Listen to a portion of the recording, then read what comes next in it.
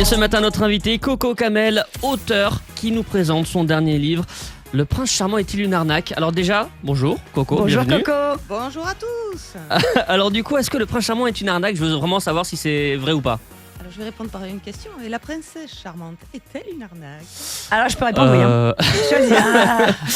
J'ai pas envie de me faire d'ennemis ce matin. Alors Coco, elle est 100% toulousaine, hein, il faut le savoir, c'est son 4e livre. Le 2e qui est coécrit, on peut dire quand même, avec Bénédicte Voile, qui est une illustratrice, qui illustre à la perfection tes deux livres, les deux derniers. Et c'est vrai que Le Prince Charmant est-il une arnaque?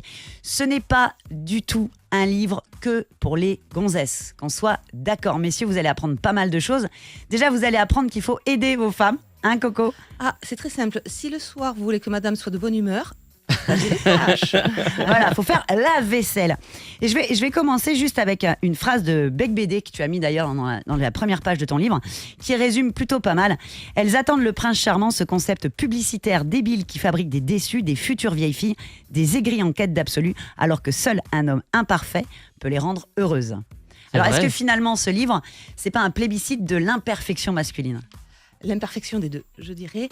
Aimons-nous dans les différences. Et oui, c'est ce qui nous unit, Alors, finalement. Donc au final, le livre, il parle plus de la vie à deux que véritablement des imperfections de l'homme ou de la femme. C'est pas, on tape pas sur le sexe opposé ou pas du tout. C'est vraiment la vie à deux.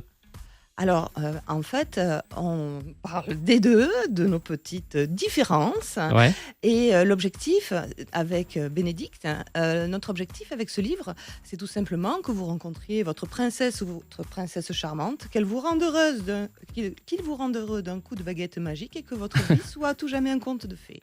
Et c'est vrai qu'il y a une sorte un peu de mode d'emploi, un peu jeu des différences aussi, les 7 différences, tu sais, entre les hommes et les femmes. Par exemple, la température, nous par exemple, c'est vrai que les filles, généralement, on est plutôt frileuses. Je te confie. Voilà, Max et moi, par exemple, ça fait 1 an qu'on se dispute pour la température du studio.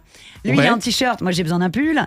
C'est vrai. Voilà, il y a plein de choses comme ça. Évidemment, tout au long du livre, on rigole de la différence comme ça entre les hommes et les femmes. On appuie sur nos petits travers.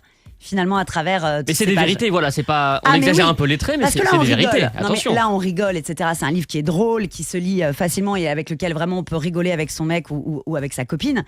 Mais derrière, il y a un gros travail de psy, finalement, de recherche. Tout à fait, je suis aussi professeur de marketing et donc sociologue et j'ai lu un livre pas marrant du tout cet été pour vous faire quelque chose de drôle avec nos différences. Aimons-nous avec nos différences. C'est la philosophie du livre. Apprendre en s'amusant. Exactement. J'aime beaucoup l'idée. Coco Camel, tu restes avec nous. On va continuer de parler du livre Le Prince Charmant est-il une arnaque? D'ailleurs, vous pouvez gagner un livre dédicacé en nous rejoignant sur la page Facebook Toulouse FM. Donc allez-y dès maintenant pour découvrir ça sur la plage. Ce sera impeccable.